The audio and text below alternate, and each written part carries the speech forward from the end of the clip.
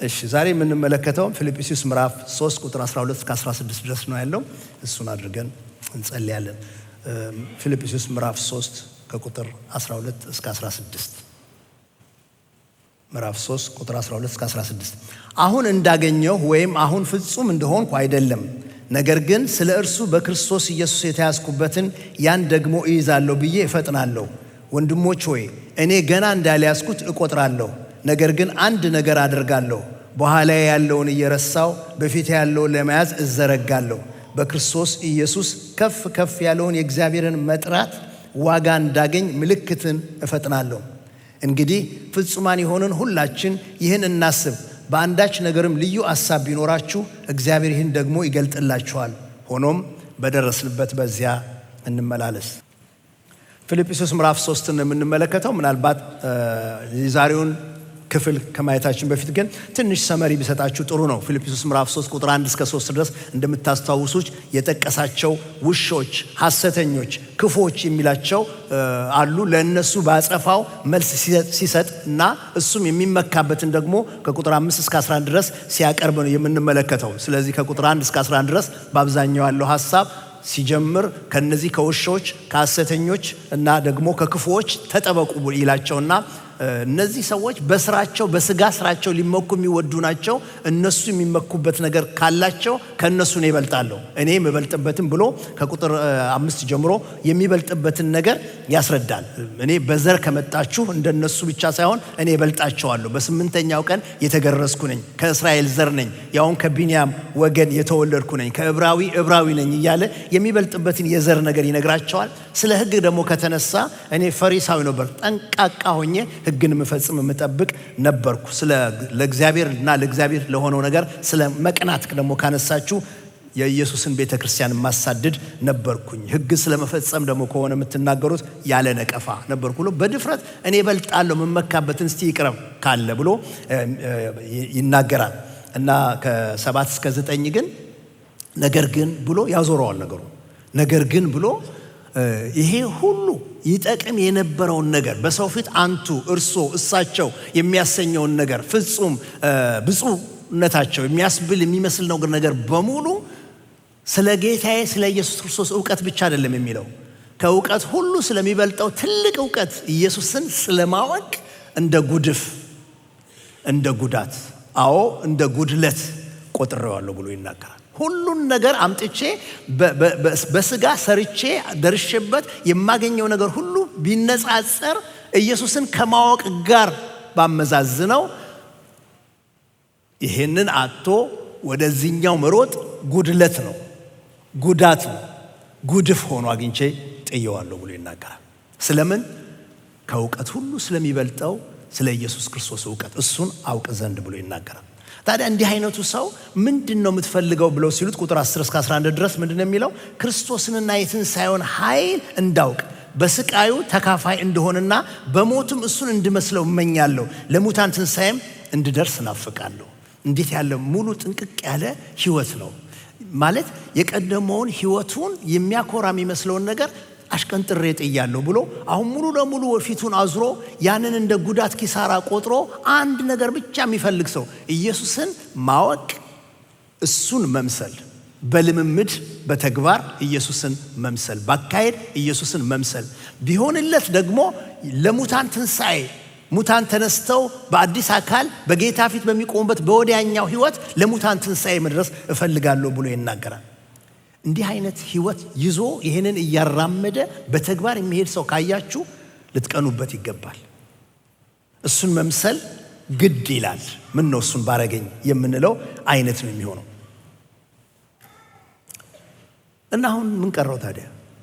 ያንን ከተወ፣ ያንን እንደ ጉዳት እንደ ኪሳራ ቆጥሮ በየዕለቱ ወደዚህኛው ነገር ፊቱን አዝሮ ይበልጥ ወደሚያተርፈው ዘላለማዊ ነገር ከእውቀት ሁሉ ወደሚበልጠው ታላቅ ወደ ሆነው ወደ ኢየሱስ ክርስቶስ ዕውቀት ኢየሱስን በተግባር በመታዘዝ እሱን የትንሣኤውን ኃይል እየተለማመደ ወደ ማወቅ የዞረ ሰው ምን ቀረው ይባላል። እሱ ግን ምን ይላል? እስከ ሙታን ትንሣኤ እንድደርስ ብሎ የለም እዛ ጋር እስኪደርስ ድረስ በመካከሉ ምን እንደሚሰራ ዛሬ ይነግረናል። እስከዚያው ድረስ አሁን ምን ላድርግ ብሎ ይጠይቅና በአሁንና አሁን በሚኖረው ክርስትና ህይወቱና በሚመጣው መካከል እንዴት እንደሚኖር በጣም አስተካክሎ ነው ያስቀመጠልን። በቃ ክርስቶስ አድኖኛል አንድ ጊዜ እሱ ጀምሮታል በህይወቴ እሱ ጨርሶታል ብዬ እኔ ከረዳሽ ሆኜ ልኑር ወይስ የኔ ድርሻ አለበት ብዬ በተጠንቀቅ የኔን ድርሻ በየዕለቱ እያደረኩኝ ልቀጥል? እነዚህ ሁለት ኤክስትሪሞች አሉ በክርስቲያኖች መካከል። የምትሰሟቸው ትምህርቶችም ሁሉ በእነዚህ ሁለት ኤክስትሪም መካከል ያሉ ጦርነቶች ናቸው። እኔ በእነሱ መካከል እየሰማን ጊዜያችን የምናጠፋበት ምክንያት የሚኖረን አይመስለኝም። በደንብ ዛሬ ከተደማመጥን ከዛ ውስጥ እንወጣለን። ምክንያቱም በጌታ ከዳንን በኋላ የሚኖረው ነገር ሁለት ምርጫ አድርገው ነው የሚያቀርቡት። ወይ ጠቅልለን ጌታ ሰርቶታል ጨርሶታል፣ ከዛ በኋላ እኔ ምንም ማድረግ የማይገባኝ የማያስፈልገኝ አይነት ነፃ ሰው ነኝ ብለን ለሁሉ ነገር ልቅ የመሆን፣ ወይም ደግሞ እዚህኛው ተራ ሆኖ ሁሉን ነገር በራስ እንደሚደረግ አድርጎ እንድናየውና እንድንጨነቅ የሚመጣ የሃይማኖተኝነት መልክ ነው። ጳውሎስ መካከለኛ ነገር ነው የሚነግረን። ጌታችን ኢየሱስ ክርስቶስን አንድ ሰው ጠየቀው። ሉቃስ ምዕራፍ 13 ላይ ታገኙታላችሁ። ሉቃስ 13 ከቁጥር 23-24 አንድ ሰው ወደ ኢየሱስ መጥቶ ጌታ ሆይ የሚድኑ ጥቂቶች ናቸውን አለው። እርሱም እንዲህ አላቸው፣ በጠበበው በር ለመግባት ተጋደሉ እላችኋለሁና ብዙዎች ሊገቡ ይፈልጋሉ አይችሉም። ጌታ ያቀረበው የጠበበ በር አለ ይላል። የጠበበ በር አለ። ይሄ የጠበበው በር በራሳቸው ጽድቅ የሚታመኑ ሰዎች ሊገቡበት አይችሉም። ኩራታቸው ብዙ ነው፣ አያስገባቸው። ይሄ የጠበበው በር የዓለምን ክብር ለሚያሳድዱ ሰዎች አይሆንም። እዛ ውስጥ የእግዚአብሔር ክብር ነው ያለው። ይሄ የጠበበው በር የዓለምን ግሳንግስ ነገር ሀብት ብቻ በሐሳባቸውና በልባቸው እየተመኙ እየፈለጉ ለሚሮጡ ሰዎች አይሆንም። እዚያ ውስጥ ያለው የሰማይ ሀብት ነው። ይሄ የጠበበው በር ሰው ከነሸክሙ ከያዘው ሸክም ጋራ ልግባ ቢል በሩ አያስገባም። ጥሎ ነው ሰውየው መምጣት ያለ። ምናልባትም ጎንበስ ብሎ ምናልባትም ተንበርክኮ የሚገባበት ነው።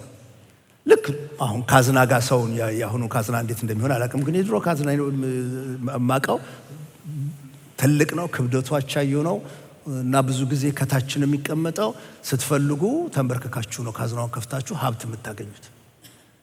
እና እንደሱ ነው። ይሄ የጠበበው በር ልክ እንደዚህ ነው። ወርዶ ተንበርክኮ ሰው ሌላውን ነገር ጥሎ የሚያገኘው ነገር ነው። ለጳውሎስ ክርስትና ደማስቆ መንገድ ላይ ኢየሱስን ስላየው አይበቃም። እንዴ ምን ያስፈልጋል? ከሞት የተነሳው ክርስቶስ ከታየው በኋላ ሌላ ምን ቀረ ይባላል? እሺ ከዛ በኋላ እየጾመ እየጸለየ ከጌታ ጋር ሲነጋገር እስከ 3ኛ ሰማይ መነጠቅ ደርሶ ነበር። አይበቃም። ለጳውሎስ የሚለው አይደለም። ማየት ብቻ አይበቃም። ተግቼ የምሰራበት፣ ተግቼ የምቀጥልበት፣ ተግቼ ደግሞ ወደዚያ ወደ ሙላቱ ምደርስበት ህይወት ነው ብሎ ነው የሚለው። ይሄኛው የምንተጋበት፣ የምንቀጥልበት፣ የምንጋደልበት ይሄኛው የህይወታችን መልክ ግን በጸጋ መዳናችንን ሊያጠፋብን አይገባም። ምክንያቱም መዳን የተቀበልነው በእምነትና በጸጋ ብቻና ብቻ ነው። ነገር ግን ያው ያዳነን ጸጋ፣ ያው ወደ ኢየሱስ ክርስቶስ ያቀረበን የእግዚአብሔር ጸጋ፣ ለንስሐ ያበቃኝ የንስሐ ፍሬ እንዳፈራ የሚያደርገኝ ያው የእግዚአብሔር ጸጋ ነው። ያው ጸጋ ነው እግዚአብሔርን መምሰል የሚያስተምረን። ያው ጸጋ ነው ደግሞ የሚመራን፣ የምንችልበትን ኃይል የሚሰጠን። የእግዚአብሔር ስም ብሩክ ይሁን። ጳውሎስ ስለዚህ ነገር ለቲቶ ሲጽፍ ምዕራፍ 2 ላይ እንደዚህ ብሎ ጽፏል። ድነት የሚገኝበት የእግዚአብሔር ጸጋ ለሰዎች ሁሉ ተገልጧል። በቃ ከዚህ ነው የሚጀምረው። ገላጩ እግዚአብሔር ነው፣ ሰጪው እግዚአብሔር ነው። ድነት የሚገኝበት ጸጋ እግዚአብሔር ለሰው ልጅ ሁሉ ሰጠ። መጀመሪያው ይሄ ነው። የክርስትና ህይወት ምንጩ እዚህ ጋር ነው ያለው። ግን ይሄ መዳን የተገኘበት ጸጋ ግን በኃጢአት መኖርንና ዓለማዊ ምኞትን ክደን በአሁኑ ዘመን ራሳችንን በመግዛትና በጽድቅ በእውነተኛ መንፈሳዊ ህይወት እግዚአብሔርን መምሰል ማለት ነው፣ በእውነተኛ መንፈሳዊ ህይወት እንድንኖር ያስተምረናል ብሎ ይናገራል። ስለዚህ አንለጣጥላቸውም። እነዚህ ነገሮች አብረው ያሉ ነገሮች ናቸው። በሚዛን ያሉ ነገር ናቸው። የሚዛን ያለህ በሉ እስቲ። ሚዛን የጠፋበት ዘመን ስለሆነ ማለት ነው። በሚዛን የሚቀመጡ ነገሮች ናቸው። ይሄ የእግዚአብሔር ጸጋ ነው ያዳነን። ይኸው የእግዚአብሔር ጸጋ ግን እግዚአብሔርን እየመሰል እንድንኖር፣ የሚካደውን ክደን እንድንኖር ኃይል እየሰጠ እያስተማረ የሚጠብቀን እሱ ነው። እግዚአብሔር አምላክ የተመሰገነ ይሁን። ስለዚህ ጳውሎስ እንዴት ነው በክብር መጨረስ የሚቻለው? ሰው ከዳነ በኋላ እንደዚህ እየታገለ እየሰራ የራሱን ድርሻ እየፈጸመ እንዲህ እያደረገ ጥንቅቅ አድርጎ በክብር የሚጨርሰው ሰው እንዴት ነው?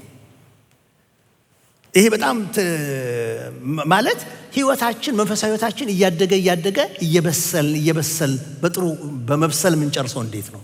ወይም ደግሞ በሌላ ጥያቄ እንዴት ነው ይሄ መለወጣችን ማደጋችን መጨመራችን እየጨመረ ሄዶ ኢየሱስን እየመሰል የምንሰራው እንደዛ የምንጨርሰው እንዴት ነው? ሳይቋረጥብን ሳይስተጓጎልብን በተጀመረው መንገድ ልጅ ከእናቱ ማፀን ከወጣ በኋላ ቀስ ብሎ እያደገ ሙሉ ሰው የሆነ እየጨመረ እንደሚወጣ እንደዚህ እየጨመርን ሄደን በጥሩ የምንጨርሰው እንዴት ነው? ይህን ተናግሬ እንደሆነ አላውቅም፣ ግን ያላሰብኩትን ነገር ልናገር ነው። አንድ ጊዜ አንድ ስልክ ደረሰኝ። ከሌላ ከተማ ነው የምንደውለው። እንዲህ አይነት ከተማ ውስጥ ነው የምንኖረው። ወደ 20 ይመስለኛል ወይም 10 ምናምኖች ውስጥ መጋቢዎች ነን። አንድ ከተማ ውስጥ ያለ ነው። ከሀገር ቤት መጥተናል እና ገና አገልግሎት በርና እድል እየጠበቅን ያለ ነው። አንተን እንድታስተምረን እንፈልጋለን በዙም አሉ። እሺ፣ ስለምን ደው ማስተምራችሁ? ምንድነው ያሰባችሁ? ስለ ሊደርሺፕ ሰፊ ነው እና አጥብቡትና ስለምን ነገር እናርግ? ስለ አፈጻጸም። ምን አልከኝ አልኩት። አፈጻጸም መሰለኝ ቶሎ ፐርፎርማንስ ነው። በቃ አላለም ስራ ላይ ፐርፎርማንሳችሁ የስራ አፈጻጸማችሁ እንደሚደርሱ ስለሱ አይነት ነገር ነው መሰለኝ። አይደለም እኛ የምንለው ስለ አጨራረስ ነው አለ። እንዴ እነሱ ገና ለአገልግሎት በር እየጠበቁ ያሉ ሰዎች ስለ አጨራረስ ነገር ካሉ ይሄማ ለኔ መሆን ያለበት ነገር ነው። እኔ ነኝ ስለ መጨረሻ የመጠንቀቅ መነሳት ያለብኝ። ይሄ ነገር ለኔ መሆን አለበት ማለት ነው። እንዴት ነው በደንብ የሚጨረሰው? ይህን ክርስትናው ከጌታ ጋር የጀመረውን ሩጫ እንዴት ነው ሳይተጓጎልብን የምንጨርሰው? ማደጋችን እየጨመረ ሄዶ ለጌታ ቀን በክብር ለመብቃት የምንችለው እንዴት ነው የምንጨርሰው? አንድ ፎቶግራፍ አሳያችኋለሁ።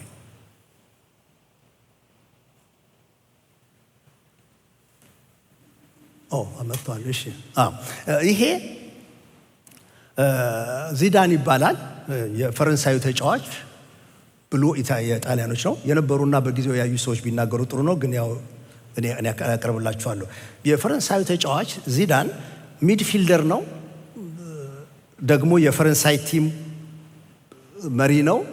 በኋላ የማድሪድ ቲም ኮች ሆኖ የሰራ ሰው ነው። በጣም የታወቀ ሰው ነው። በጣም ስኪልፉል የሆነ ስመጥር የሆነ እግር ኳስ ተጫዋች ነው።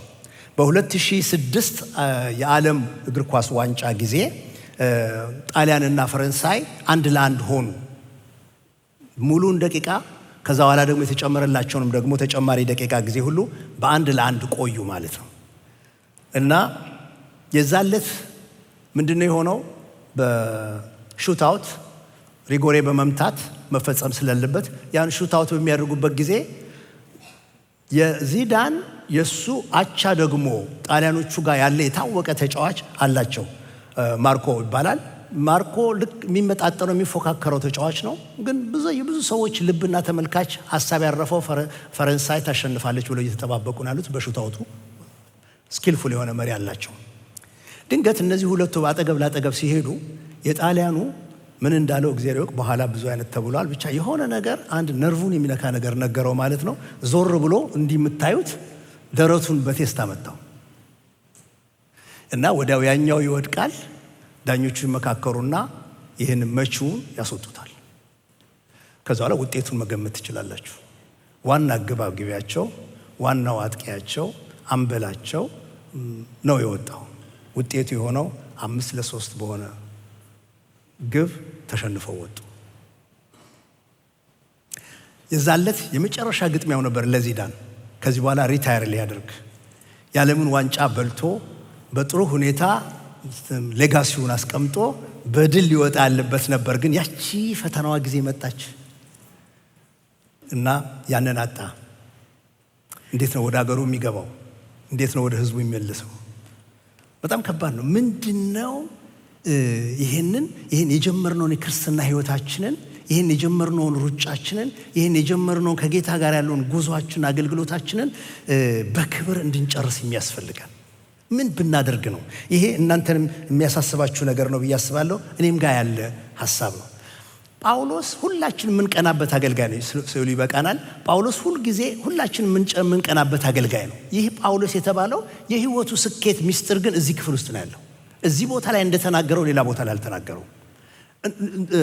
እንዴት እንደተሳካለት እንዲሳካለት ምን አድርጎ አጥብቆ እንደያዘ የሚናገረው እዚህ ክፍል ስለሆነ ዛሬ እሱን በእናንተ ፊት አቀርባለሁ። የመጀመሪያው ጳውሎስ የሚለው ምንድነው? አንደኛ ነጥቤ አግኝቻለሁ ወይም ደረስኩበት ብዬ አልረካም፣ እጣጣራለሁ፣ እፈጥናለሁ ነው የሚለው።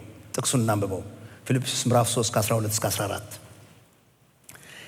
ይህን ሁሉ አግኝቻለሁ ወይም ፍጹም ሆኛለሁ ማለት አይደለም፣ ነገር ግን ክርስቶስ ኢየሱስ እኔን የራሱ ያደረገበትን ያን እኔም የራሴን ለማድረግ እጣጣራለሁ። ወንድሞቼ ሆይ እኔ ገና እንደያዝኩት አድርጌ ራሴን አልቆጥርም፣ ነገር ግን አንድ ነገር አደርጋለሁ፣ ከኋላዬ ያለውን እየረሳሁ ከፊቴ ወዳለው እዘረጋለሁ። እግዚአብሔር በክርስቶስ ኢየሱስ ወደ ላይ ስለጠራኝ ሽልማት ለመቀዳጀት ወደ ግቡ እፈጥናለሁ። ይሄ የሚገርም ነው። እግረ መንገድ ልናነሳው የምንችለው ትህትናውን ያሳያል። እንደዛ አይነቱ ሰው ወርዶ እኔ አግኝቼዋለሁ፣ ደርሼበታለሁ፣ ፍጹም ሆኛለሁ ማለት አይደለም። እንዳያስኩት እንኳ አልቆጥርም። ሁለት ጊዜ በአሉታዊ መንገድ ነው የሚናገረው። በትህትና እርግጠኛ ሆኖ የሚነግረን ነገር ካለ እኔ የምቆጥረው እንዳላገኘሁት ገና እንዳልደረስኩበት ነው ብሎ ይነግረናል። እንዴት ያለ ትህትና ነው! እና ለምንድን ነው እንደዚህ ማለት ያለበት ብዬ ሳስብ ተፎካካሪዎቹ ከፍ ብለን ባየነው ክፍል በስጋቸው የራሳቸውን ጽድቅ የሚቆጥሩ ሰዎችም የደረሱ አድርገው ስለሚቆጥሯቸው፣ የበሰሉ አድርገው ስለሚቆጥሯቸው በነዛ ዘንድ እንዲህ ስለሆነ ነገሮች የሚታዩት ጳውሎስም ምን ብሏቸዋል? ኧረ እኔ እበልጣለሁ፣ አንዴ ይምጣ ይቅረብ፣ እኔ እበልጣለሁ ብሎ እሱ የሚፎካከርበትን ስላቀረበ የእሱ ሂሳብ ሲታሰብ ፊልጵስዩስ ቸርች ውስጥ ያሉ ሰዎች ዋው ጳውሎስማ ደርሶበታል፣ ጳውሎስማ አግኝቶታል የሚል ስህተት ውስጥ እንዳይወድቁ። ኖ ይሄም ሁሉ ሆኖ አልደረስኩበትም፣ አላገኘሁትም፣ አልያዝኩትም። እንደውም የአረፍተ ነገሩ ግስ አቀማመጥ አግኝቼዋለሁ ብዬ አላስብም የሚለው ኃላፊ ግስ ነው። ማለት ደማስቆ መንገድ ላይ እርሱ ታይቶኝም ተገልጦልኝም እንኳ በዚያን ጊዜ አግኝቼዋለሁ ብዬ አይደለም። ሳኦል ሳኦል ብሎ ጠርቶት ጌታ ሆይ ማን ነህ ብሎ መልሶለት እኔ የምታሳድደኝ የናዝሬቱ ኢየሱስ ነኝ ብሎት ምን እንዳደርግ ትወዳለህ ቢለው ወደ ከተማ ግባ ብሎ የሚሆነውን ነገር ሁሉ ምስጢር የነገረው ከጌታ አፍ የሰማ ሰው እኔ አግኝቼዋለሁ ብዬ አልልም። ፓስቴንስ እዛ ጋር እንኳ አላገኘሁትም። አሁን ፍጹም እንደሆንኩ ደግሞ ከዚያ በኋላም አሁን ፍጹም እንደሆንኩ የሚለው ደግሞ ቃል አሁን ፍጹም እንደሆንኩ አልቆጥረውም የሚለው ደግሞ አሁን አት ፕሬዘንት እንደዚህ እየኖርኩም ስንት ዋጋ እየከፈለ ለወንጌል ለቤተ ክርስቲያን ስንት ዋጋ እየከፈለ እንዴት ባለ መከራ ታምኖ የቆመ የወንጌል ጀግና እሱ አሁንም እንኳ አግኝቼዋለሁ አልልም ብሎ የአሁኑን ህይወት ያመለክታል።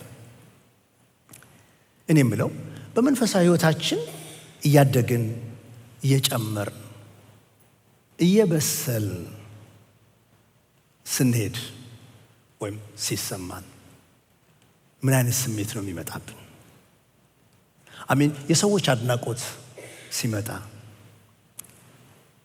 አንዳንድ ጊዜ የዛሬ ጸሎትሽ በጣም ባርኮኛል፣ እኔ ለጌታ ነው የጸለይኩት፣ አንቺ እንዴት ሰማሽ አይነት የሆኑ የሰው አስተያየቶች ሲመጡ ከአገልግሎት በኋላ አድናቆቶች ሲቀርቡ እንትኑ ያው ልብ ሊታበይ እንደሚችል እሱን ዘጋንቶ ያለ ሁላችን ምንደርስበት ስለሆነ ግን እኔ ከዚህኛው ከትዕቢቱ ሌላ የሚያሳስበኝ ነገር ደግሞ ይሄ ነገር የደረስኩበት ከመሰለኝ የጨረስኩ ከመሰለኝ መታገል፣ መጣጣር፣ መድከም ገና እንደሚቀረኝ አድርጎ ያለኝን ነገር ትቶ እንደምረካ ደርሰህበታል እኮ የሚለኝ አይነት እዛ ውስጥ እንድረካ ካደረገኝ እሱ ትልቅ ክፋት ነው።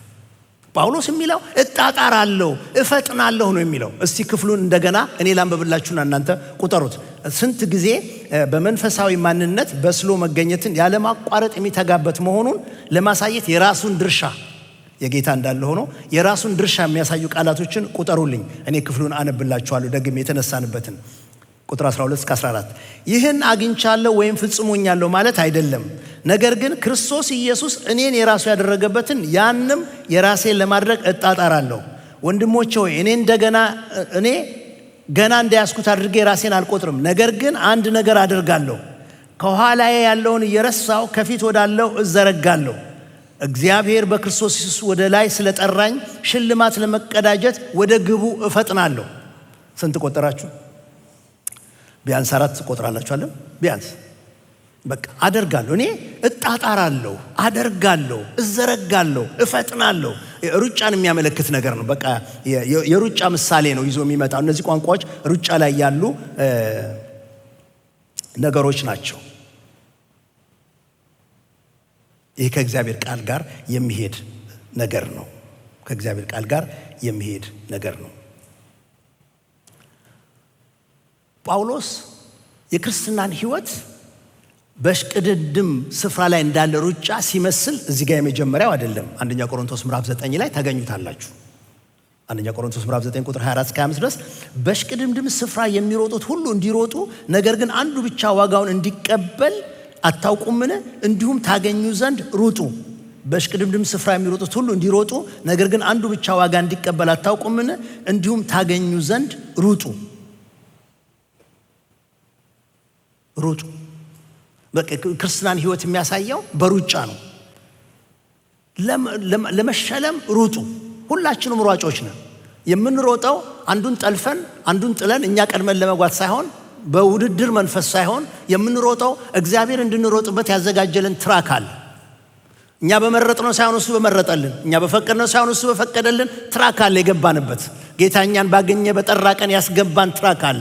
ይሄ ነው መስመር፣ በዚህ ትሮጣለህ ተብለናል። በመስመራችን እንጠበጥባለን፣ እንሮጣለን። ጳውሎስ የሚለው በቃ ትሸለሙ ዘንድ ሩጡ። የክርስትና ሕይወት እንዲህ አይነት ጥረት፣ ታታሪነት፣ እጣጣራለሁ፣ አደርጋለሁ የሚል ነገር የሚጠየቅበትም ነው። ሁለተኛ ጢሞቴዎስ ምዕራፍ 2 ቁጥር 5 ላይም እንደዚህ ይላል ጳውሎስ የኛ ድርሻ እንዳለበት የሚያመለክት ነገር። ሌላ ጥቅስ ልጨምርላችሁ። ሁለተኛ ጢሞቴዎስ ምዕራፍ 2 ቁጥር 5 ደግሞ በጨዋታ የሚታገል ነፃ ትግል፣ ሬስሊንግ ማለት ነው። ሬስሊንግ ውስጥ ያለ ማንም ቢሆን እንደሚገባ በሕጉ በስርዓቱ እንደሚገባ አድርጎ ባይታገል ባያደርገው የድሉን አክሊል አያገኝም። አዎ የገባንበት ሕይወት በእግዚአብሔር ጸጋ የተቀበልነው ነው። በዚያው በተቀበልነው በእግዚአብሔር ጸጋ ኃይልና ብርታት ግን እንሮጣለን፣ እንታገላለን ድል እስክናገኝ ድረስ።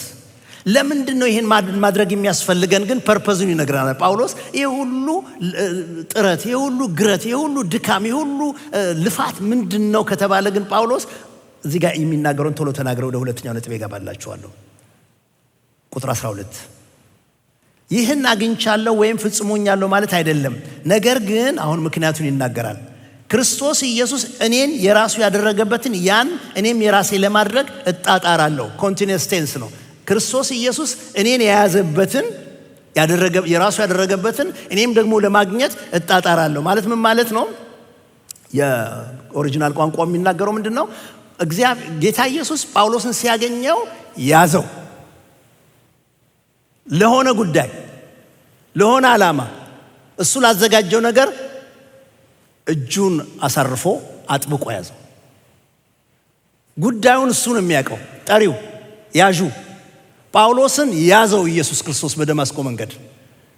በእናቱ ማፀን ሳለ የመረጠው የለየው በዚያን ቀን ተገልጦ ያዘው።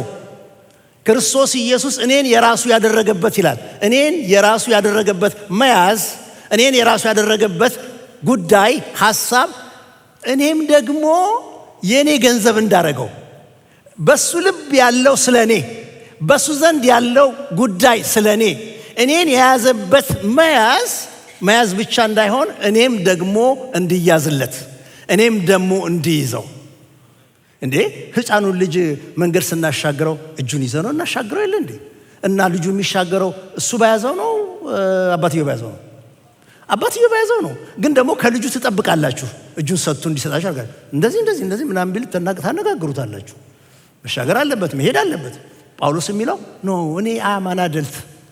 አላገኘሁትም፣ አልደረስኩበትም፣ እይዘዋለሁ።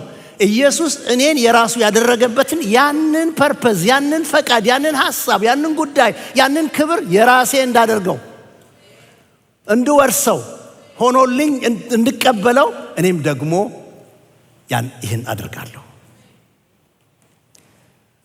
እሺ ፊልጵስዩሶችን ቀደም ብሏቸዋል። በፍርሃትና በመንቀጥቀጥ መዳናችሁን ፈጽሙ ስላላቸው እሱም ያንኑ እያደረገ እንደሆነ የሚናገርበት ክፍል ነው።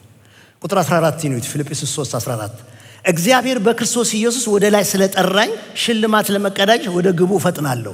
ለምንድን ነው የምትፈጥነው ካልነው እላይ ክርስቶስ ራሱን የኔ ያደረገበትን ለመያዝ እኔም ደግሞ አደርጋለሁ እንዳለ፣ አሁን ቁጥር 14 ላይ ደግሞ በክርስቶስ ኢየሱስ ወደ ላይ ስለጠራኝ ሽልማት ለመቀዳጀት ወደ ግቡ እፈጥናለሁ። ተጠርቻለሁ፣ ወደ ላይ ተጠርቻለሁ።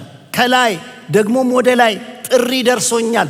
ለሽልማት የሚያስገኝ ጥሪ ደርሶኛል። ጳውሎስ ጳውሎስ ሆይ የሚል፣ ሳኦል ሳኦል ሆይ የሚል ጥሪ በነፍሴ በመንፈሴ ደርሶኛል። ይሄ ጥሪ ብደርስ ወደ ግቡ፣ ይሄ ጥሪ ወደዚያ ወደ ፍጻሜው ቦታ ብደርስ ሽልማት ይጠብቀኛል።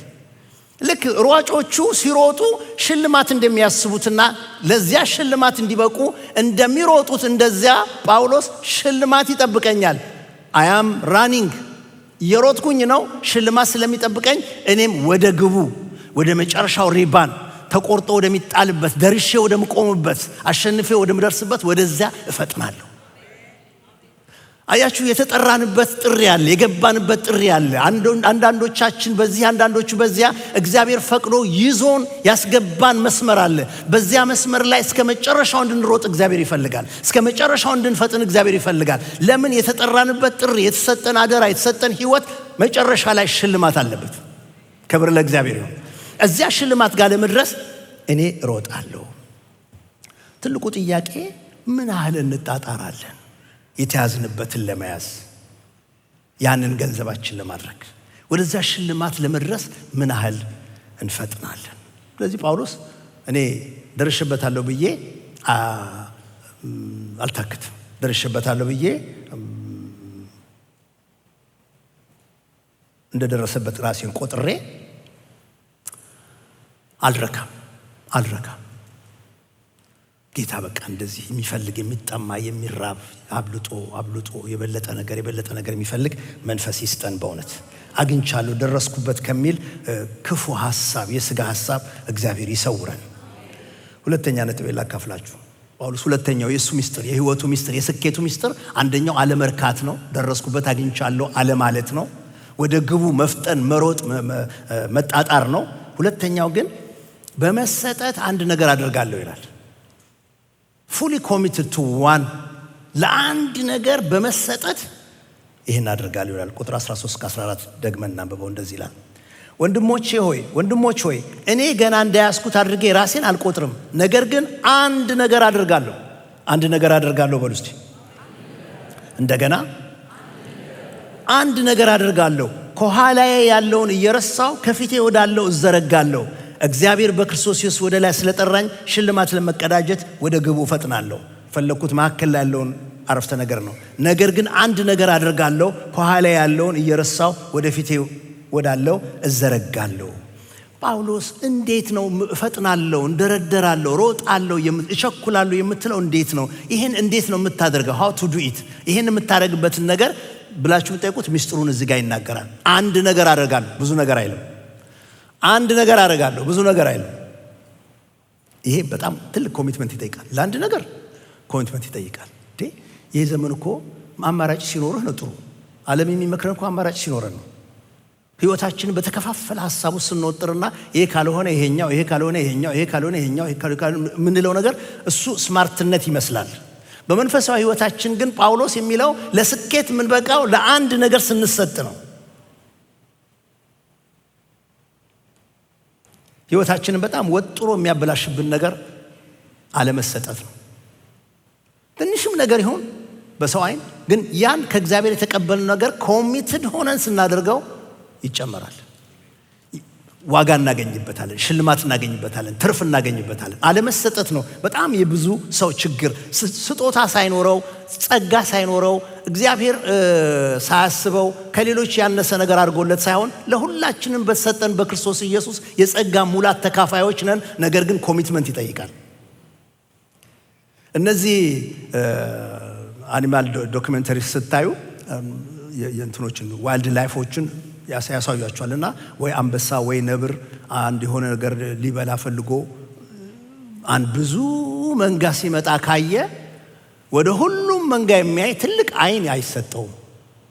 ከሞላው 1000 ድኩላ ውስጥ አንዷ ላይ ነው ማሳረፍ ያለበት። አይኑ አነጣጥሮ አንዳው ላይ ብቻ አላማ ሲያደርግና ለሷ የተሰጠ ሆኖ መሮጥ ነው ያለበት። he has to chase after that በቃ መሮጥ አለበት አንዷ ላይ። ሰዎችም እንደዚሁ ናቸው። ማደኛ ጠመንጃውን ይዞ ቢገባ፣ ቀስቱን ይዞ ቢገባ፣ ብዙ መንጋ ቢያገኝ ዝም ብሎ የቀናሽን አግኝ ብሎ አይተኩስም። በቀናሽ አይሆንም።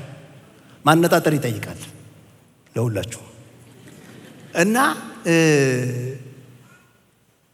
ጳውሎስ እሱን የሚለው ይሄንን አንድ ነገር አድርጋለሁ። ሉቃስ ምዕራፍ 16 ላይ አንድ የሚገርም ነገር ጌታ ተናገረ። የገንዘብ ነገር በጣም ለሚከነክናቸው ፈሪሳውያን ማንም ባሪያ 2 ጌቶችን ማገልገል አይችልም። አንዱን ጠልቶ ሌላውን ይወዳል፣ ወይም አንዱን አክብሮ ሌላውን ይንቃል። እግዚአብሔርና ገንዘብን በአንድነት ማገልገል አትችሉም። ይሄ የህይወት ፕሪንሲፕል ነው። በክርስትና ህይወታችን ውስጥ እግዚአብሔርና ሌላ ነገር የሚወዳደሩ ጎረቤታሞች የሚሆኑ ነገሮች ማቅረብ አንችልም። እግዚአብሔር የሚፈልገው መሰጠት ያለበትን ህይወት፣ ለሱ ብቻ የገበርንበት፣ ለሱ ብቻ የምንገዛበትን ህይወት ይፈልጋል። በእኮ በቃ በላይፍም ደሱ ነው። ባሪያ ገበያ ብንሄድ እኮ ባሪያ ገበያ በሮማውያኖቹ ዘመን ባሪያ የሚሸጥበት ንግዱ ባለበት ዘመን ይሄ ባሪያ የሚሸጥ ነጋዴ የሚሸጡ ባሮችን አቆሞ ሲጠባበቅ ገዢ ይመጣል። ሌላም ገዢ መጣ። 2 ሆኑ ገዢዎቹ። አንደኛውን ባሪያ ሁለቱም ወደዱት እና መጨረሻ ላይ ዋጋው ተጠየቀ፣ ተስማሙ። ያኛውም እኔ ልግዛ ይላል፣ ይሄኛውም እኔ ልግዛ ይላል። መጨረሻ ላይ በቃ ከምትጣሉ በቃ እናንተ ገንዘቤን ስጡኝ፣ ዋጋውን የባሪያውን ዋጋ ስጡኝ፣ ለ2 አስተዳድሩት፣ ሰጥቻችኋለሁ። ይሆናል እንዴ? አይሆንም እኮ አይሆንም። ሰው ለ2 ጌቶች መሆን የሚችል ባሪያ የለም። ለአንዱ መሆን ይኖርበታል። ጌታ የሚለው እንደሱ ነው። ይሄ የላይፍ ፕሪንሲፕል ነው። ለአንድ ነገር መሰጠትን እግዚአብሔር ይስጠን። ለአንድ ነገር ትዳር ቢሆን እንድንሰጥለት ይፈልጋል። አገልግሎት ቢሆን እንድንሰጥለት ይፈልጋል። እግዚአብሔር በትምህርት ቦታ ካስቀመጣችሁ የተሰጠ ተማሪ እንድትሆኑ ይፈልጋል። እግዚአብሔር በሰጣችሁ ፕሮፌሽን በምትሰሩበት ቦታ ሁሉ ለዚያ ነገር የተሰጠ እንድትሆኑ ይፈልጋል። በአንድ ጊዜ አንድ ነገር ብቻ ልባችሁ አስቦ እግዚአብሔር ባስቀመጣችሁ ቦታ መኖርን እግዚአብሔር ይስጣችሁ። ጴጥሮስ 3 ጊዜ እንደካደ ታውቃላችሁ። ጌታ ከትንሣኤ ከተነሳ በኋላ ጠየቀው። ምዕራፍ 21 ላይ ዮሐንስ ወንጌል ታገኛላችሁ። በልተው ካበቁ በኋላ ዮሐንስ ወንጌል ምዕራፍ 21 በልተው ካበቁ በኋላ ኢየሱስ ስምዖንን ጴጥሮስን የዮና ልጅ ስምዖን ሆይ ከነዚህ አብልጠህ ትወደኛለህን አለው። እርሱም ጌታ ሆይ እንደምወድህ አንተ ታውቃለህ አለው። ኢየሱስም ጠቦቶቼን መግብ። 3 ጊዜ ነው ይሄን ነገር የተነጋገሩት። 3 ጊዜ ነው። ለምን? ከዚህ በኋላ ጌታ ከሄደ በኋላ በመንፈስ ቅዱስ ጴጥሮስ የሚኖረው ኑሮ ኮሚትመንት ስለሚጠይቅ ከነዚህ ይልቅ ትወደኛለህ፣ ከነዚህ ይልቅ ትወደኛለህ፣ ከነዚህ ይልቅ ትወደኛለህ። ወንድሞች ሆይ እግዚአብሔር ለሰጠን ሩጫ ኮሚትድ ያደርጋል። ኮሚትመንት የሚጠይቅ ነገር ነው። በዚህ አይነት መሰጠት ውስጥ አንድ ነገር እያደረግን ስንቆይ ስኬት እናገኛለን። አንድ ቪዲዮ ላሳያችሁ። ቪዲዮ ክሊፑን አሁን ለቀዋለን። ግን ምናልባት ቪዲዮ ክሊፑን ከመለቀቃችሁ በፊት እኔ አንድ ነገር ብናገር ደስ ይለኛል። እኔ አንድ ነገር ልናገር። የጳውሎስ የሚለው ይሄን አንድ ነገር አድርጋለሁ ይልና ከኋላ ያለውን ነገር እየረሳው፣ ድገሙ እስቲ፣ ከኋላ ያለውን እየረሳው ፎርጌት ማድረግ፣ ኔግሌክት ማድረግ፣ ኦቨርሉክ ማድረግ፣ ኬር ነቲንግ፣ በቃ ከሀሳብ ከልብ ማስወጣትን የጨመረ ነገር ነው። ጳውሎስ ምንድነው ከኋላ የሚረሳው ነገር? ከኋላማ የሚረሳው ነገር ቤተክርስቲያን እንዳሳደደ፣ አንዳንድ ጊዜ የሰራውን ኃጢአት፣ ድካሙን ብቻ አይደለም፣ ስኬቱንም እንኳን የተሳካለትን እግዚአብሔር በሱ ተጠቅሞ የሰራውን ሰዎች ያመሰግኑበትን የሚባልበት ነገር ካለው እሱንም እንኳን ሁሉ ቢሆን ወደፊት ከሚሄደው ጋር ሲነጻጸር አዋጣኝም ወደ ኋላ ማየት የኋላዬን እየረሳው ነው ወደፊት የሚሄደው። ይሄንን ጥበብ እግዚአብሔር ይስጠን። አያችሁ ወደ ኋላ ስንመለከት የሚመጣ ጉዳት ስላለ ነው መንፈስ ቅዱስ ይሄን የሚነግረን። ስንት ጊዜ ነው ወደ ኋላ እንድንመለከት ሰይጣን የሚያደርገን? ስንት ጊዜ ነው ወደ ኋላ እንድንመለከት ስጋ የሚጎተጉተን? ወደ ኋላ መመልከት የሚያመጣውን ጣጣ አንድ ቪዲዮ አሳያችኋለሁ።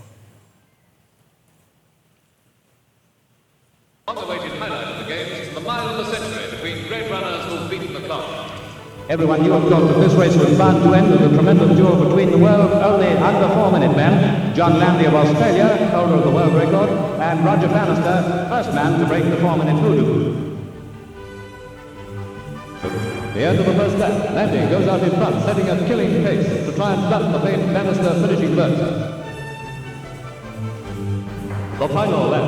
Despite Landy's early terrific pace, Bannister is still there, a relentless pursuer, right at his shoulder. 300 yards to go. Still no finishing kick from Bannister. As the Landy plan succeeding, then comes the answer. Watch Landy look back over his left shoulder as Bannister passes him on the right.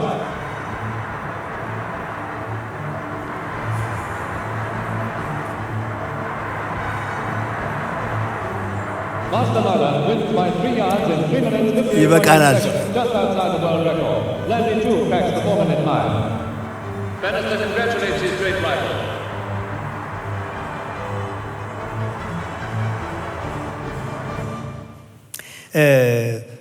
የሚራክል ማይል ነው የሚባለው። 1 ማይል በ4 ደቂቃ ውስጥ መጨረስ ነው። እነዚህ ሁለቱም ወጣቶች ባንስተር እና ላንዲ ሁለቱም አንደኛው ከእንግሊዛዊ ነው፣ አንደኛው ፊንላንዳዊ ነው። ሁለቱም ይህን 1 ማይል 4 ደቂቃ የሚጨረስበትን የዓለም ሪከርድ ሰብረዋል። ባንስተር በ3.59 ሲጨርስ ላንዲ ግን የሚሉት ፊንላንዳዊ ግን በ3.58 ነው የጨረሰው። ሁለቱም ሪከርድ ሰብረዋል ከያገሮቻቸው። አሁን ቫንኩቨር ውስጥ ይገናኛሉ። ሁለቱም ሪከርድ ያላቸው ናቸው። የዓለምን ሪከርድ በጥሰው ነው የመጡት። አሁን ሁለቱ ሊጋጠሙ ዋና ተጋጣሚዎች ሆነው ነው የመጡት። ኦገስት 7 1954 ላይ ነው ይሄ የተከናወነው። ላንዲ የሚባለው ይሄ ፊንላንዳዊው የሚታወቀው ሁሌ ከፊት መሮጥ ነው። ብዙ ሩጫዎቹን ከፊት ነው የሚሮጠው፣ ከፊት ነው የሚጨርሳቸው። that is his style። ስኪልድ የሆነው ሲጀምር ሹት ያደርጋል፣ በዛው ነው የሚሄደው። ያኛው ደግሞ የሚታወቅበት ስታይሉ መጨረሻ ላፕ ላይ ሲደረስ ፈትለክ ማለቱን ነው የሚታወቅበት ባንስተር።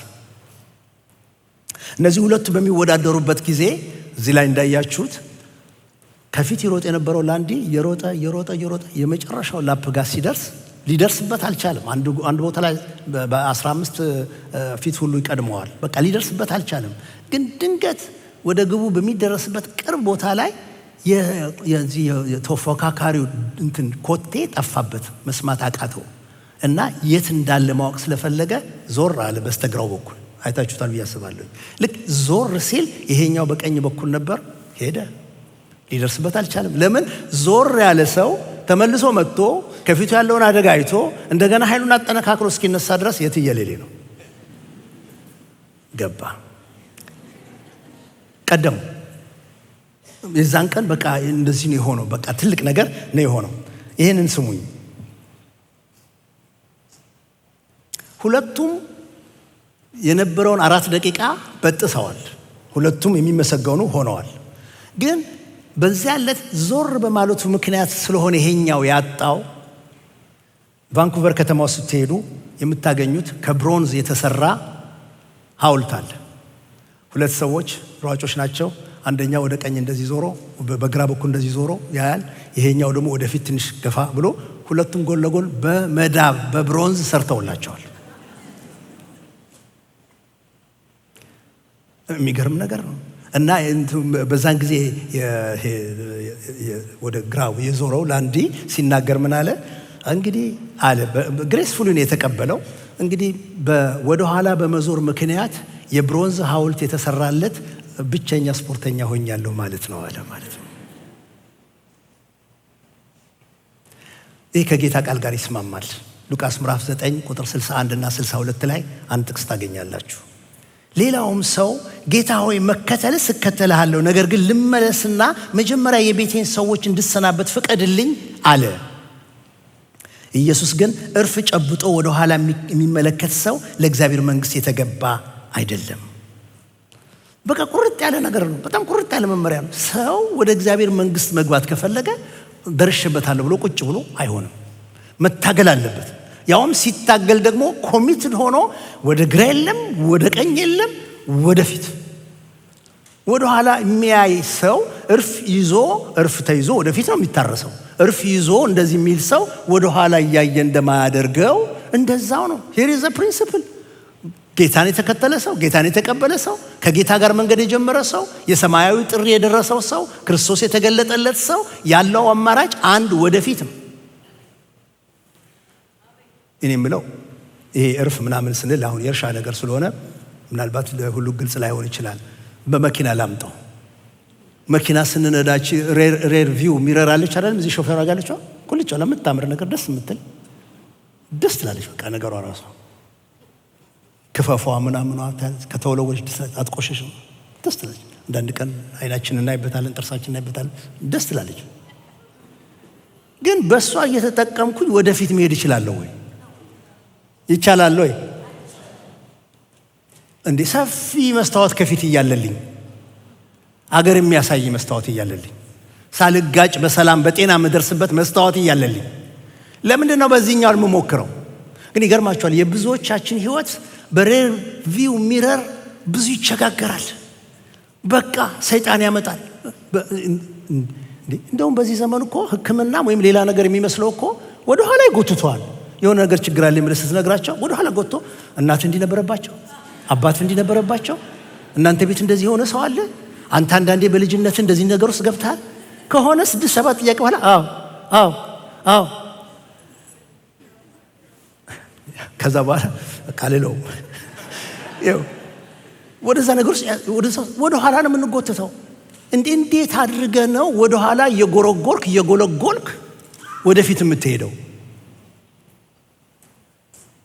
የሚባሉት ነገሮች እንኳን ሁሉ እውነት ቢሆኑ፣ በእናቴ በአባቴ በአክስቴ በራሴ በልጅነቴ የሆነብኝ ነገር ሁሉ እንኳን እውነት ቢሆን፣ ዋናው ቁም ነገር እነዛ ነገሮች አሁን እንዳይገዙኝ ነው፣ አሁን እንዳይዙኝ ነው፣ አሁን ወደፊት መሄድ እንዳይከለክሉኝ ነው።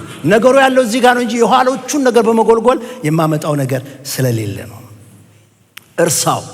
ጮክ ብላችሁ እርሳው በሉ እስቲ፣ እርሺው በሉ እስቲ እንደገና። በቃ ያለፈውን ነገር ጳውሎስ እንደሚለው እኔ የኋላዬን እረሳለሁ እንዳለ የኋላውን መርሳት ግድ ነው። ወደፊት መሄድ ከፈለግን የኋላውን መርሳት ግድ ነው። መርሳትን እግዚአብሔር ይስጣችሁ። የተሳካም ቢሆን ያልተሳካ ነገር፣ የሆነልንም ቢሆን ያልሆነልን ነገር፣ የተጎዳንበት ቢሆን የተደሰትንበት ነገር፣ ለይቅርታ የተቸገርንበት ነገር ቢሆን ሌላም ነገር ቢሆን ወገኖች ሆይ if it is behind you ከእናንተ ኋላ ጊዜው አልፎ የመጣችሁና ዛሬ ከደረሳችሁ ዛሬ በእግዚአብሔር ፊት እርሱት። ጳውሎስ ሚስጥሩን ሲናገር አንድ ነገር አረጋለሁ የሚለው ወደ ኋላ ያለውን መርሳት ብቻ ሳይሆን ወደፊት እዘረጋለሁ ይላል።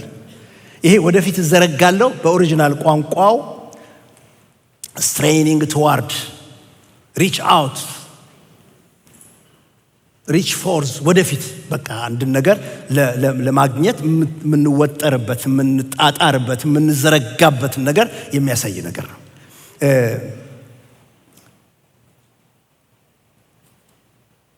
ይሄ በሩጫ ዓለም ውስጥ በጣም ትልቅ ቴክኒክ ነው። ይሄ ሮጣችሁ መድረሻው ቦታ ላይ ስትደርሱ የምትጣጣሩት ነገር ትንፋሽ፣ ጉልበት ያለው ነገር በሙሉ የሚውለው እዚህ ፊት ለፊት የደረስክበት ሪበን ጋር ለመድረስ ነው። እና እንደዚህ ሮጠህ የማትደርስበት ከሆነ እንደዚህም ብለው ቢሆን ይገባሉ፣ እንደዚህ ብለው ይገባሉ። በቃ በሆነ ነገር ብቻ ተጣጥረው ያችን ቀድሞ ማለፍ ይፈልጋሉ፣ መንካት ይፈልጋሉ። ጳውሎስ የሚለው ኖን የኋላውን መርሳት ብቻ ሳይሆን አንጠፍጥፌ አቅሜን ጉልበቴን ሁሉ አንጠፍጥፌ ከፊቴ ወዳለው ለመድረስ እጣጣራለሁ፣ ሮጣለሁ፣ ዘረጋለሁ። ስትሬኒንግ አውት ፔን ሊኖረው ይችላል፣ ብዙ ውጊያ ሊኖረው ይችላል። እሱን ሁሉ አድርጌ I will reach forth በቃ ወደፊት ለመድረስ ብለው ነው የሚሄዱት።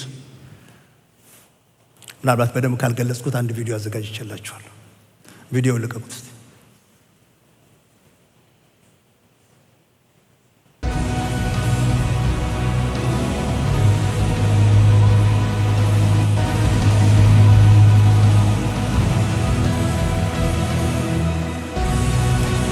ኃይሌ ገብረስላሴ ነው። አጨብጭቡለት።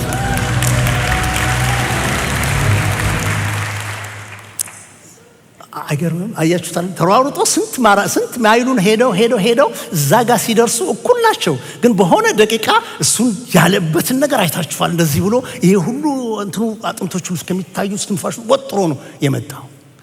ጳውሎስ የሚለው እሱን ነው። እኔ ወደፊት እዘረጋለሁ፣ ወደፊት ባለኝ ኃይል ሁሉ ሮጣለሁ። የማስተርፈው ነገር የማስቀምጠው ነገር አይኖረኝም። ዕብራውያን 12 ቁጥር 1 እና 2 እንደዚህ ይላል። ጳውሎስ ለዕብራውያን ሰዎች የጻፈው መልእክት ላይ እንዲህ ይላል፣ እንግዲህ እነዚህን የመሳሰሉ ብዙ ምስክሮች እንደ ደመና በዙሪያችን ካሉልን ስታዲየምን ማሰብ ትችላላችሁ። ሸክም የሚሆንብንን ሁሉ በቀላሉም ተብትቦ የሚይዘንን ኃጢአት አስወግደን በፊታችን ያለውን ሩጫ በጽናት እንሩጥ። በቃ ይህ ሁሉ ተመልካች ባለበት ስለሆነ የምንሮጠው አንደኛ የምናስወግደውን አስወግደን፣ ሸክም የሚሆን ነገር ትብታብ የሚሆነውን ነገር አስወግደን፣ ሁለተኛ በጽናት ሩጫችንን እንቀጥል። የእምነታችን ጀማሪና ፈጻሚ ፍጹም አድራጊ የሆነውን ኢየሱስን ተመልክተን ብሎ ይናገራል። ምን ይሆን ሸክም የሚሆንብን ነገር? ከመሮጥ የሚከለክለን ነገር፣ ከመዘርጋት የሚከለክለን ነገር ምን ይሆን? ብዙ ነገር ውስጥ አትግቡ። ጀስት ጊዜያችንን እንፈትሽ። ምናውለው ጊዜያችንን ለምንድን ነው? ገንዘባችንን እንፈትሽ። ገንዘባችንን የምናወጣው ለምንድን ነው? በጌታ እውቀት በክርስቶስ እውቀት ለማደግ የምናደርገውን እንፈትሽ። እነዚህ 3 ነገሮች ከፈተሽን እንደርስበታለን። የትኛውን ማስወገድ፣ የትኛውን ማስወጣት፣ የትኛውን መቁረጥ እንዳለብን እናውቃለን። ጳውሎስ ለዚህ ነው አንደኛ ቆሮንቶስ ምዕራፍ 9 ቁጥር 26 ላይ እንደዚህ ያለው፣ ስለዚህ እኔ ግብ እንደሌለው ሰው በከንቱ አልሮጥም፣ ደግሞ ነፋስ እንደሚጎስም ሰው እንዲያው አልጎስምም፣ አልታገልም።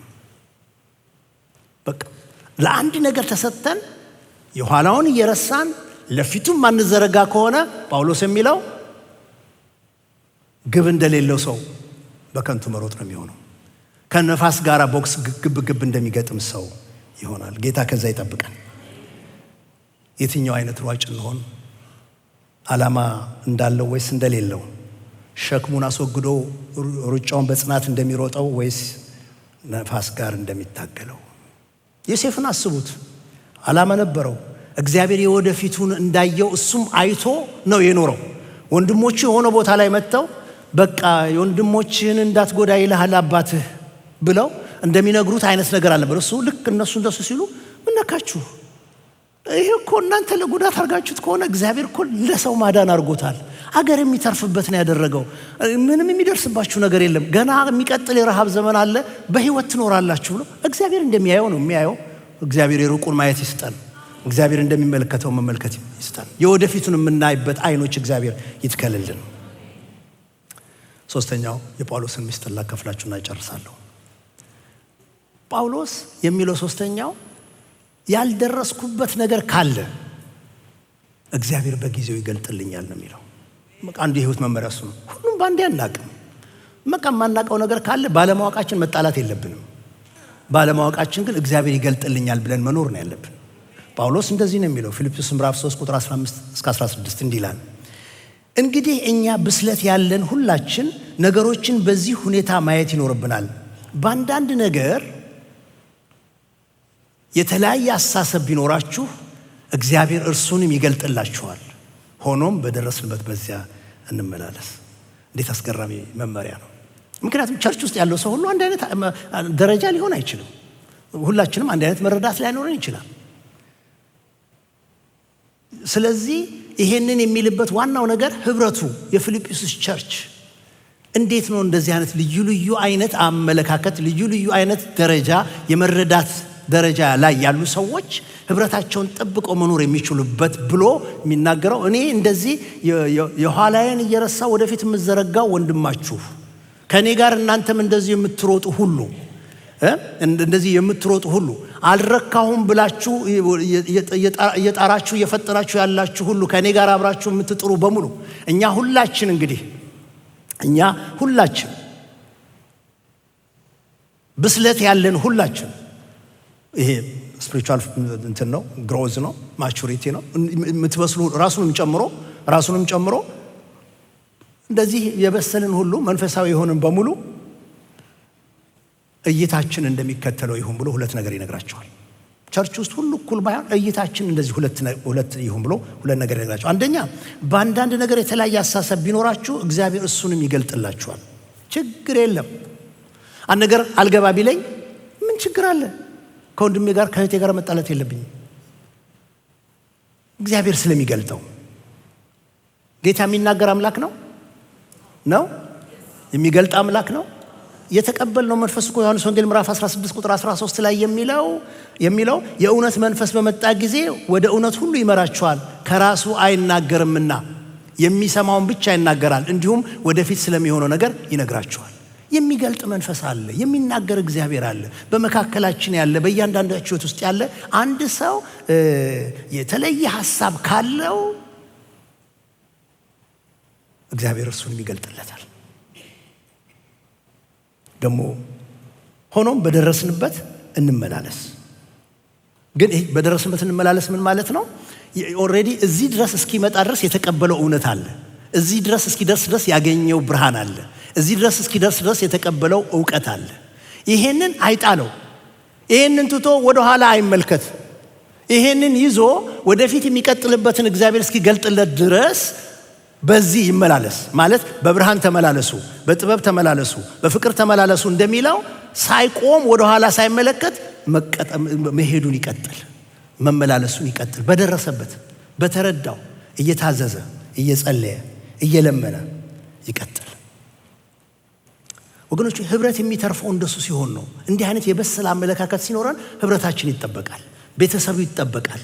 የተለየ ሐሳብ ሲመጣብን ፈጥነን መለያየትን ከማሰብ ፈጥነን ተቃውሞውን ከማሰብ አመፅን ከማሰብ የሚሻለው እግዚአብሔር እስኪገልጠው የተረዳነውን እውነት ይዘን በመመላለስ ነው። ብዙ ሰዎች ያገጥሟችሁም የእግዚአብሔር መንፈስ ቅዱስ ስጦታዎች በእነሱ ህይወት ስላልሰራ ወይም ስላልተለማመዱት ስጦታውም የለም እግዚአብሔር መንፈስ ቅዱስም እንኳን የለም ብለው የሚሉ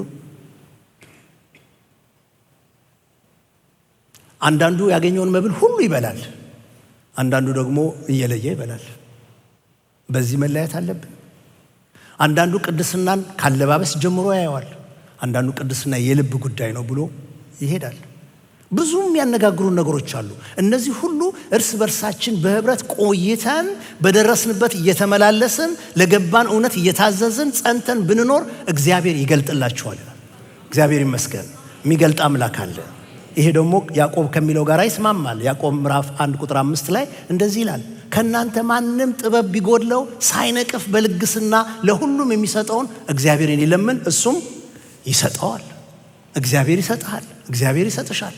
በቃ የተለየ ሐሳብ ሲመጣ ሌላ ነገር ውስጥ ከመግባት ወደ እግዚአብሔር መቅረብ፣ የተረዳነውን እየታዘዝን እየኖርን እግዚአብሔርን ስንጠብቀው ይሄ እግዚአብሔር በመንፈስ ቅዱስ ያንን ነገር ይገልጠዋል፣ ይሰጠዋል። እንደተባለው ይሰጠናል። በዚህ ላይ አጠቃለሁ። እንዴት ነው ሩጫችንን በክብር የምንጨርሰው? ለሽልማት የምንበቃው እንዴት ነው? ወደ መጨረሻው ወደምንጠብቀው ክብር፣ ሙላት፣ ብስለት፣ ኢየሱስን ማወቅ፣ ኢየሱስን መምሰል፣ ወደ ሙታን ትንሣኤ ጳውሎስ የተመኘው ጋር እኛ መድረስ የምንችልበት መንገድ አንደኛ አለመርካት፣ በደረሱበት አለመርካት። እጣጣራለሁ፣ ሮጣለሁ፣ ፈጥናለሁ የሚል መንፈስ ያስፈልገናል። ሁለተኛ ግን ለአንድ ነገር የተሰጠን ሰዎች እንሁን። ያ አንድ ነገር ለጳውሎስ ኢየሱስን ማወቅና መምሰል ነው። ለአንድ ነገር እንሰጥ። ያንን የምንገልጽበት መንገድ፣ የምንኖርበት መንገድ የኋላውን እየረሳን ወደፊት በመዘርጋት ነው። ባለን ኃይል ሁሉ በፍጹም ልባችን፣ በፍጹም ነፍሳችን፣ በፍጹም ኃይላችን፣ በፍጹም አእምሯችን እግዚአብሔርን በምንወድበት መዘርጋት ስንዘረጋ እንደርስበታለን። ማሸነፍ ይቻላል። ወደ ኋላቸው ዞረው ነገር ያመለጣቸው፣ ነገር የተበላሸባቸው፣ ወደፊት መሄድ ያቃታቸው ብዙ ከመጽሐፍ ቅዱስ ላወጣላችሁ እችላለሁ። ጊዜያችን ያበቃል። ምናልባት በዚህ ሩጫ መካከል፣ በዚህ ትግል ውስጥ፣ በዚህ መንገድ ያልገባን ወይም የተለየ ሐሳብ ቢመጣብን ይኸው የእግዚአብሔር ቃል ይመክረናል። ወደ ኋላ አትይ፣ በገባህ እውነት ተመላለስ። እግዚአብሔር ያስተማርህን የምታውቀውን ጸሎት ነው ጸልይ፣ ማንበብ ነው አንብበው፣ መታዘዝ ነው። ቃሉን ታዘዘው። በገባህ ነገር በደንብ ይሄክ ጠብቀው። እግዚአብሔር ይገልጥልሃል። ተሰውሮ የሚቀር ነገር አይኖርም። እሱ የጥበብ አምላክ ጥበብን ሳይሰፍር በልግስና ይሰጣል። እንደገና ከቆምክበት አንተ ከምትመላለስበት ወጥተህ እንደገና ሩጫህን በሙሉ ኃይል ወደምትሮጥበት ነገር እግዚአብሔር ያስገባሃል። እንጸልይ።